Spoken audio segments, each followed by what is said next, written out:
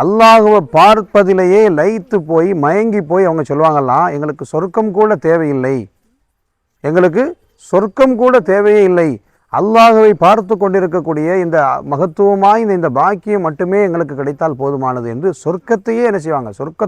சொர்க்கத்தை ஆசைப்படாத மனிதர்கள் உலகத்தில் கிடையாது. ஆனால் அல்லாஹுவை பார்த்து அதிலே லயித்து போன, அதில் அந்த ரசனையிலே மூழ்கி போன சொர்க்கவாசிகள் சொல்லுவாங்களாம், சொர்க்கம் கூட எங்களுக்கு தேவையில்லை, இப்படியே ரப்பை பார்த்துக்கிட்டு இருந்தால் எங்களுக்கு அது மட்டுமே போதுமானது. அப்போ சொர்க்கத்தை கூட தாழ்வாக கருதக்கூடிய அளவிற்கு அல்லாஹுவை நாம் பார்ப்பது அவ்வளோ பெரிய ஒரு பாக்கியமாக, அவ்வளோ பெரிய ஒரு மகிழ்ச்சியை, ஒரு இன்பத்தை தருகிற ஒரு பாக்கியமாக மாறிவிடும். அல்லாஹு சுப்ஹானஹு தஆலா அத்தகைய அரும் பாக்கியத்தை, பெரும் பாக்கியத்தை நம் அனைவர்களுக்கும் அல்லாஹு நசீபாக்கி தந்தல் புரிவானாக. அப்போ அல்லாஹுவை பார்ப்பது, அவனோடு பேசுவதுங்கிறது எவ்வளோ இன்பமாக இருக்கும். மூசா அலைஹிஸ்ஸலாத்து வஸ்ஸலாம் அல்லாஹ்கிட்ட பார்த்து பேசுகிறாங்க. அப்படி பேசிட்டு முடிக்கிற